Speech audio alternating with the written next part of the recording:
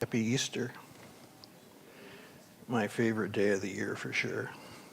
Much better than Christmas. No presents to buy, no stress.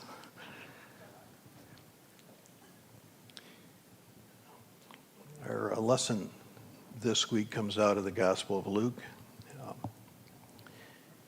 And if I can find my PowerPoint here, I will get it up.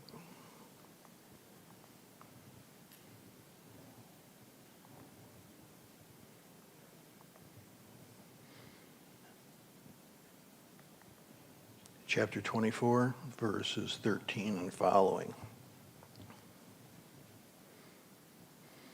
I've entitled the sermon today, 7 Days in Jerusalem and 7 Miles Home. This particular narrative is only found in the Gospel of Luke. And it's a story of two lesser disciples.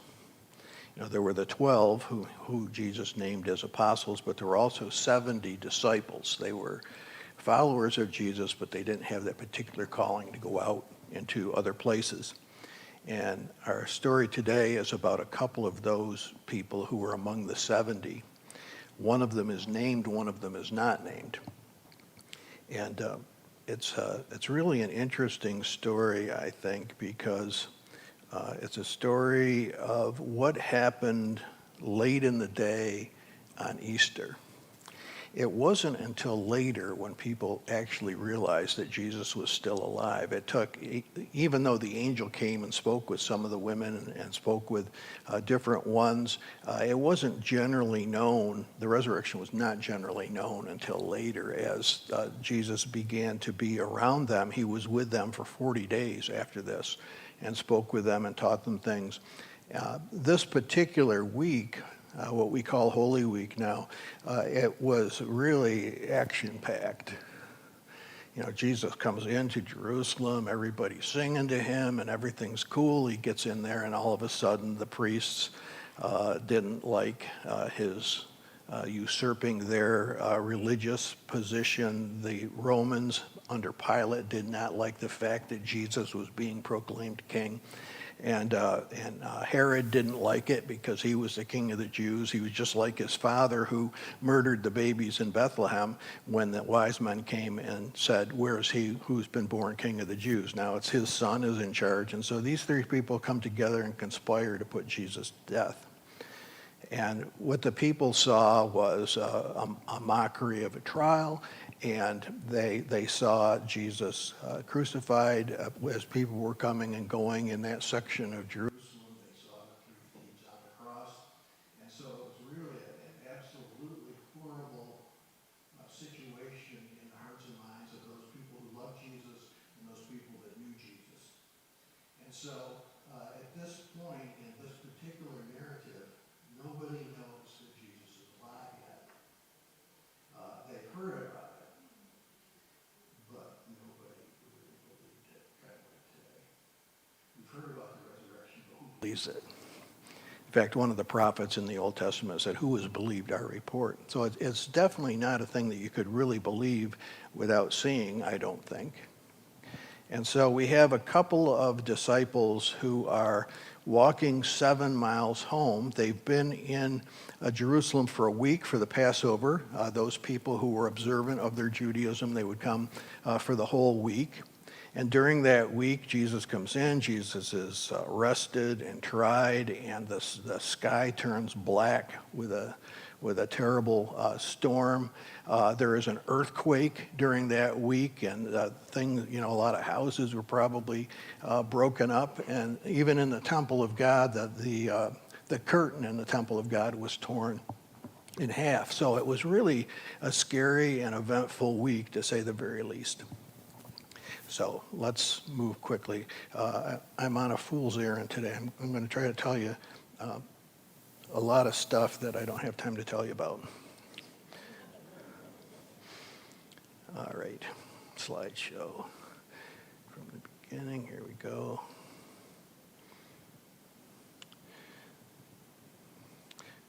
Now, on that same day, two of them were going to a village called Emmaus, about 7 miles from Jerusalem. Now, Emmaus means a warm bath. How many of you know that in the first century in Jerusalem you didn't get a warm bath? Nobody had running water. Nobody had warm water. They would have to heat it up with wood. But apparently in this particular village there was a hot spring, and these two disciples lived in this place. Now nobody knows where this is. They have, people think, well, it was here, it was there. Is this too loud? How's that? Sounds like it's too loud. So these two disciples are on their way home after this long week, and they're really heartbroken by everything that they saw. Next slide. And talking with each other about all these things that had happened, while they were talking and discussing, Jesus himself came near and went with them. How many people are walking from here to there or somewhere, and Jesus is walking with them, yet they don't recognize him? This was the case. Now, you say, well, how could they not recognize him? Next slide. Their eyes were kept from recognizing him. Have you ever seen somebody that you know very well and you don't recognize them because they're out of place? Has that ever happened to you? I can think years ago, there was a woman who was in Bible school with me back in the Stone Age, and she was a friend of mine. And not a girlfriend, she was just a woman that I knew, a young woman that I knew. Her father was a bigwig in the Canadian Pentecostal Assemblies. In fact, he was the head of the Canadian Pentecostal Assemblies. And I always talked to her, in the cafeteria and by the lake in Lakeland, Florida. And so I knew her very well. And then after I was here in Canandaigua, I went to an event in Canandaigua. And there was a woman there, and she was just as pregnant as could be. Huge. Turns out that she was having twins. And I walked up to her and I said, I was being a smart guy, and I said, "You are the most pregnant person I've ever seen." Because I have a lot of class. And she looked at me in my eyes and she said, "Hi, Kevin, how are you?" And it was this woman that she's from Canada. I knew her from Florida, and here she is in Canandaigua. And I was looking right at her face. I did not recognize her at all because she was out of place. I did not expect to see her there. And it says that their eyes were kept from recognizing him. Oh, shouldn't we pray that we can see Jesus when he's walking with us?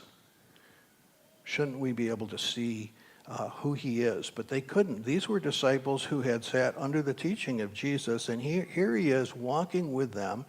He's going to their place or past their place, and they don't know who he is. Next slide, please.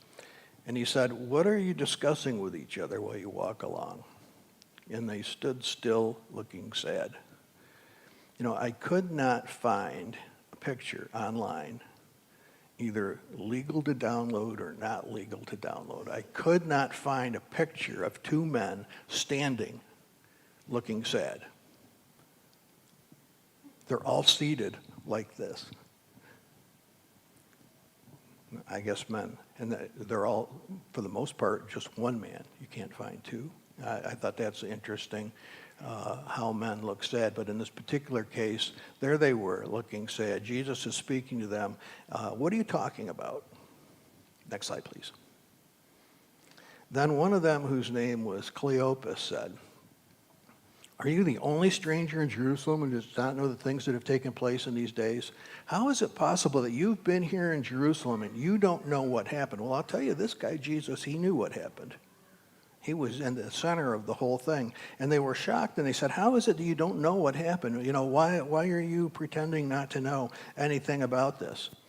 Now, Cleopas, next slide, Cleopas is short of Cleopatris. You ever hear of Cleopatra, the Egyptian queen? Cleopatris means a renowned father. And Cleopatra means a renowned mother. This is the only time that this particular disciple is mentioned in the scriptures at all. We don't find him in any of the stories where Jesus is teaching or anything else, but he's a follower of Jesus. And who the other disciple is here, we don't know. And, the scholars all are speculating. Well, it must have been Peter, or it must have been this one, or it must have been that. It doesn't tell us. And when the Bible doesn't tell us, we don't speculate. Next slide. He said, what things? They replied, the things about Jesus, who was a prophet, mighty in deed and word before God. Next slide, how our chief priests and leaders handed him over to be condemned to death and crucified him. Now, who did the crucifying? It wasn't the Jews. It was the Romans. The Jews turned him over to the Romans, but it was the Romans that crucified him. And the anti-Semitic teaching of past centuries is really not well-founded. In Europe they would say, Jews are Christ killers. Well, not any more than you and I. We were the ones that had the sin that put Jesus on the cross ourselves. And so there shouldn't be any anti-Semitism involved in this, because Pilate is the one who actually condemned him to death. He was the only one that had the legal authority to condemn him to death. And there had been different rebellions in Judea and in Jerusalem in the past. And the other Herod's brother was in charge of Jerusalem, and things were getting out of hand. And so the Romans sent Pilate down there to get things under control. And so all of a sudden, here's another guy, and the people are saying he's the king. So Pilate really had no choice. Politically, he had no choice. Morally he had a choice, but politically he had no choice, because the people said, if you don't do something about this guy who's claiming to be king, then you are no friend of Caesar's. And of course that, puts fear into Pontius Pilate. And so these disciples are telling Jesus about how he was arrested and crucified. Next slide. We hope that he was the one to redeem Israel. Yes, besides all this, and now it's the third day since these things took place. By the way, how many days is it between Friday and Sunday? Okay, well, it didn't happen on Friday, obviously. It says the day after the Sabbath. Well, the holiday, the Passover itself, was called a Sabbath as well. And so 3 days had passed. And they were hoping that Jesus was the Messiah, but now he's dead, so what are they going to do? Their whole the last 3 years in their mind has come to naught, and their leader is dead, and it's over, and now what are they going to do? What are they going to do? Next slide. But the women, 2 slides, that one shouldn't be there. Some women of our group astounded us. They were at the tomb early this morning, and when they did not find his body there, they came back and told us, and they had indeed seen a vision of angels who said he was alive. And I put a parentheses in here, which belongs there but isn't in the actual scripture. Of course, we didn't believe that. How can you believe that Jesus is alive? Next slide. And some of those who were with us went to the tomb and found it just as the women had said, but they didn't see him. So obviously he's not alive. Next slide. And he said to them, "Oh, how foolish you are. How slow of heart to believe all the prophets have declared."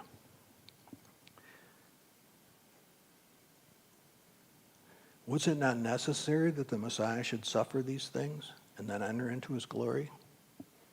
Wasn't it necessary for this to happen? Well, how would they possibly know that it was necessary? The only way they could possibly know that it's necessary is if they were basically Old Testament scholars. Because the Old Testament, the Hebrew Bible, the only Bible that the early church had, the Hebrew Scriptures, said that it was necessary. Then beginning with Moses and all the prophets, he interpreted to them the things about himself in all the scriptures. Now here's where the fool's errand begins.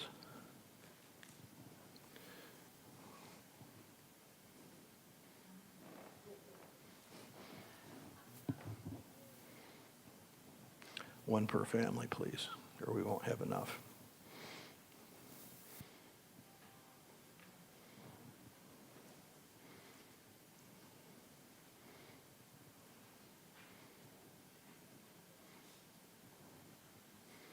I did a little extra work for you this week.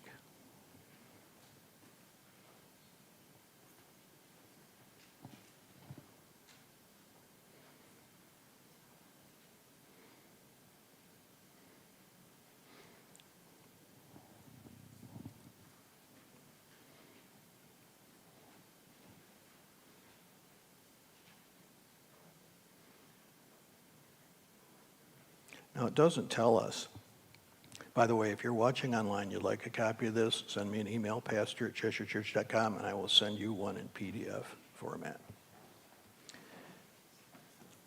It doesn't tell us what Jesus said, but I got a pretty good idea that this is what he said.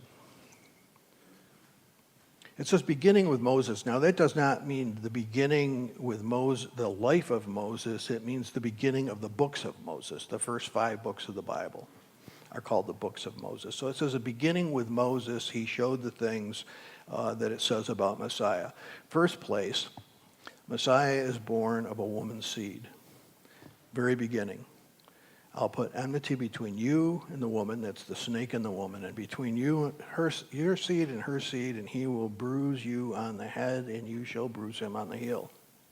This is the only time in the Bible that it says seed of woman. Literally hundreds of times it talks about the seed of man, the descendants of man. This is the only time that in the Bible that it speaks of the seed of the woman. And the woman is said to be the one who gives birth to the one who steps on the head of the snake, overcomes the devil. Next slide. The Messiah will be descended from Abraham. We go forward, Adam, and then up to the time of Noah, and then up to the time of Abraham, the father of all the Jews and all the Arabs.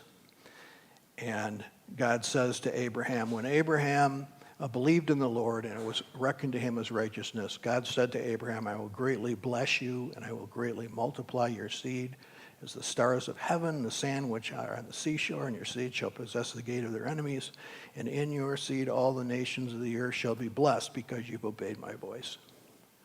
So Abraham is told that the coming one will bless all the people of the earth, not just Jews. Next slide.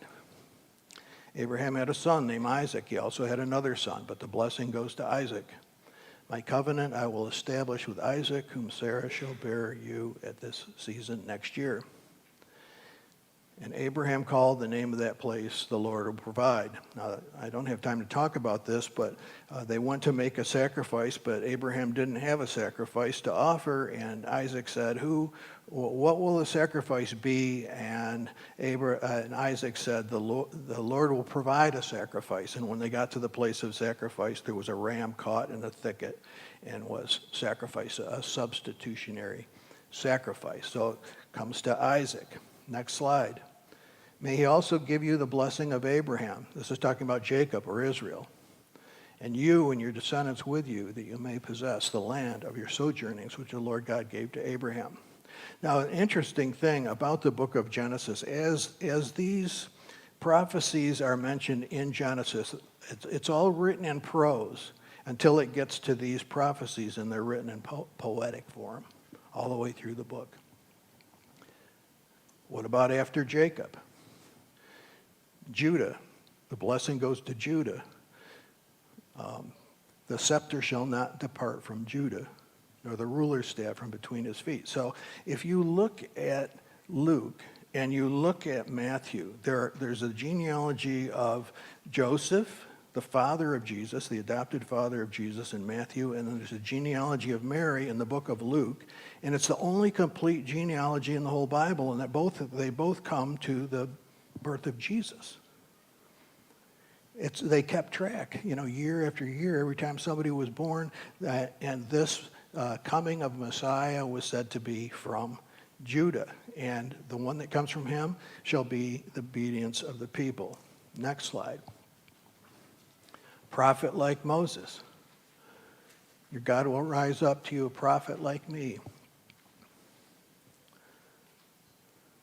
Look at verse 19. It come about that whoever will not listen to my words, which he shall speak in my name, I will require it.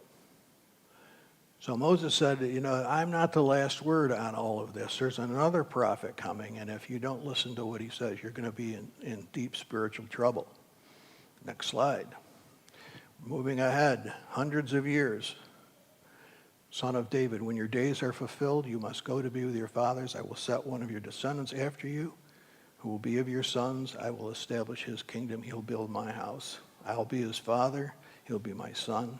I will not take my loving kindness away from him, but I will settle him in my house and in my kingdom forever, and his throne shall be established forever. So we have Eve and Abraham and Isaac, Jacob, David. I skipped over Moses because he's not in that line of genealogy. David, you will have a descendant of yours who will be in the everlasting kingdom. Born in Bethlehem. Next slide.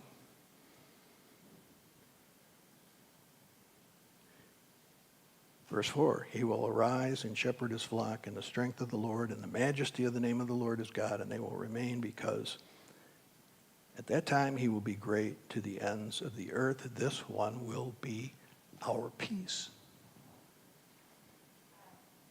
What else does the Old Testament say about the coming of Jesus? Next slide. There will be no more gloom for her who was in anguish in earlier times. He treated the land of Zebulun and Naphtali, which is the north, but later on he shall make it glorious by the sea on the other side of the Jordan, Galilee of the Gentiles. Isaiah lived about 700 years BC. And the coming one who is the light of the world will arise from Galilee. Verse 6, child will be born to us. A son will be given to us. A government will rest on his shoulders, and he will be called Wonderful Counselor, Mighty God, Eternal Father, Prince of Peace. There will be no end to the increase of his government or peace. And on the throne of David over his kingdom, establishing justice and righteousness. And God's going to take care of it. All of these things are written in different books, in 39 books of the Old Testament over centuries, and tells exactly who Messiah will be. And Jesus is talking with those disciples, and he's opening the scripture to them, and he's not giving you a 4-page handout. He's got all of this stuff right in his mind because he's a student of the scriptures.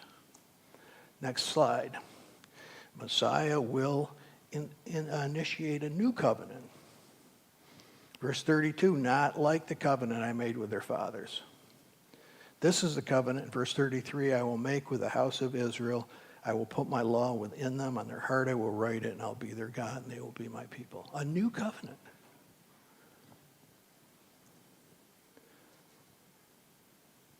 Next slide.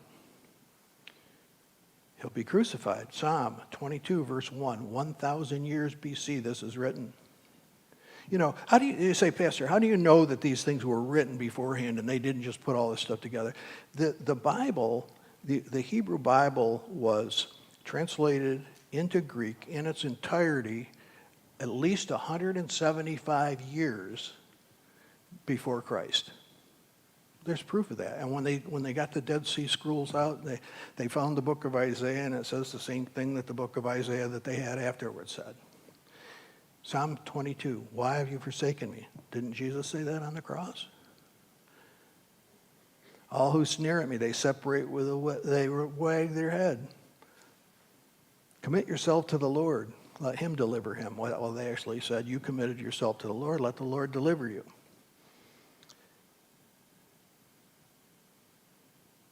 Verse 15. My strength is dried up, my tongue cleaves to my jaws. You lay me in the dust of death.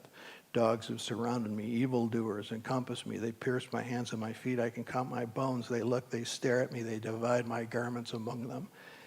And for my clothes they cast lots. Isn't that exactly what happened? Next slide. Isaiah chapter 53, 700 BC.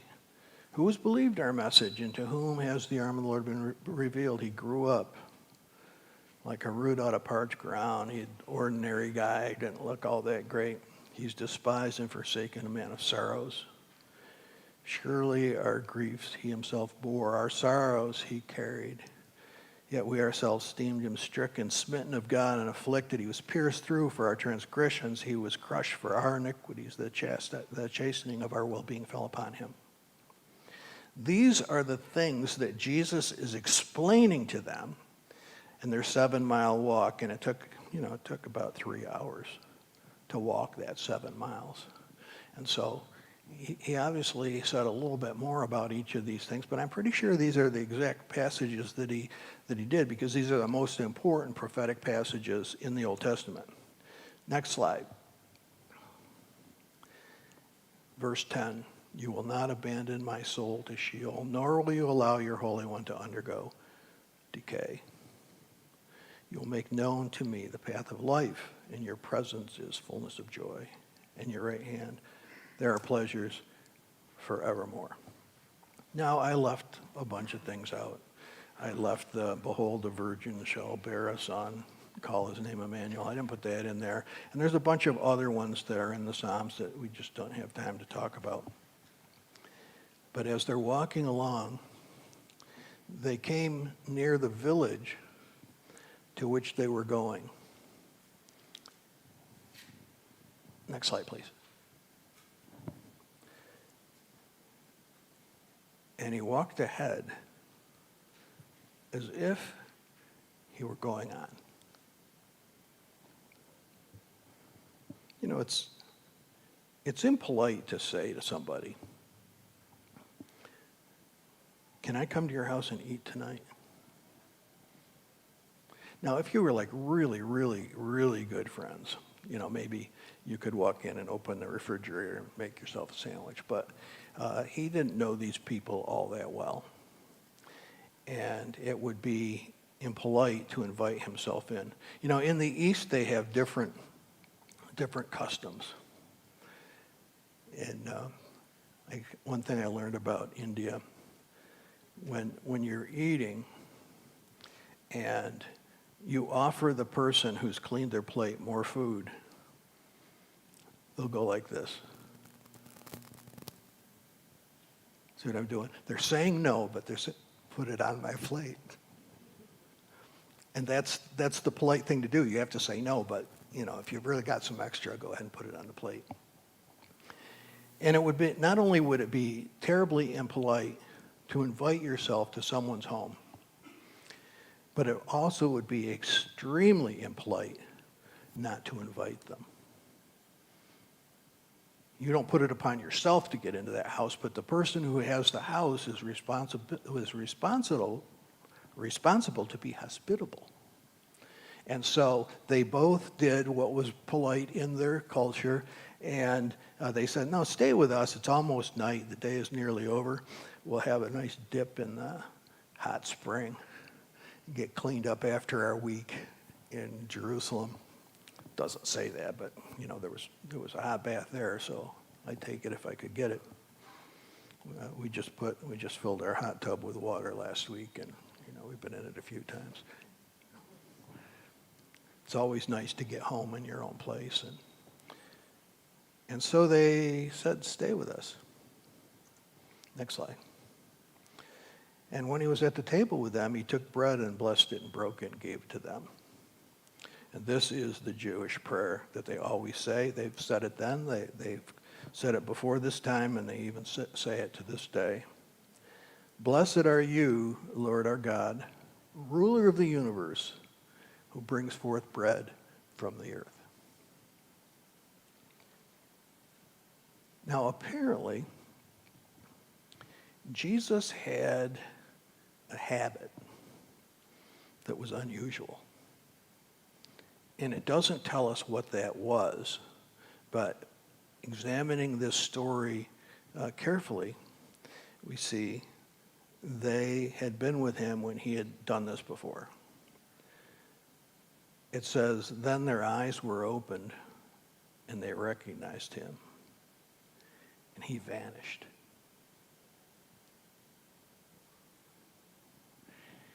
There was something about the way he broke the bread that was a little bit different.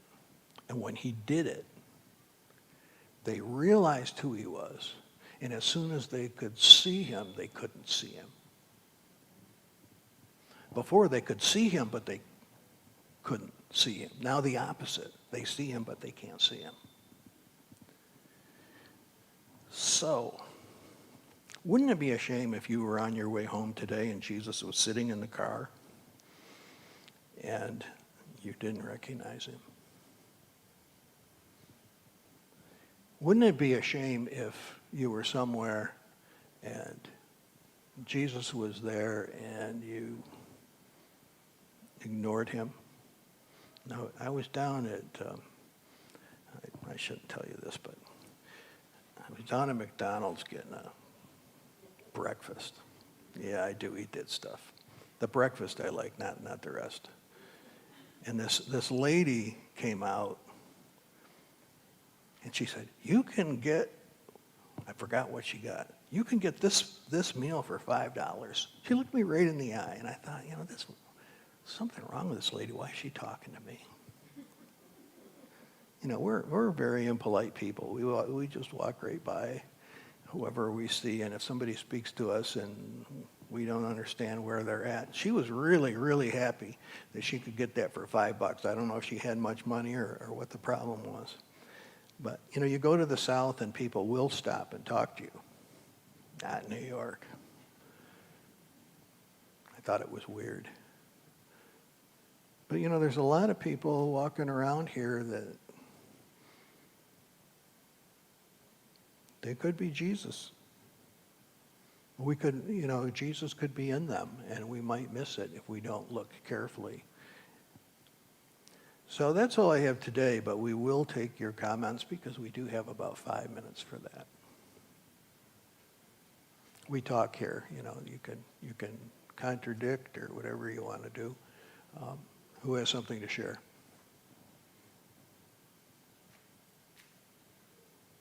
Priscilla would have to say something. So when you started out, it was reminding me of when I was teaching school. And of course, you spend all this time with the children. And then I would see them at the grocery store, and they wouldn't know who I was because I was out of place. Interesting. Did it bother you at all?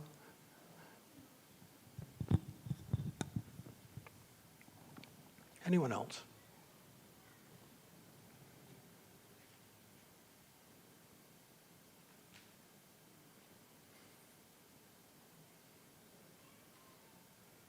Rick's always good for something. He's back there going like this. Do you have something to say?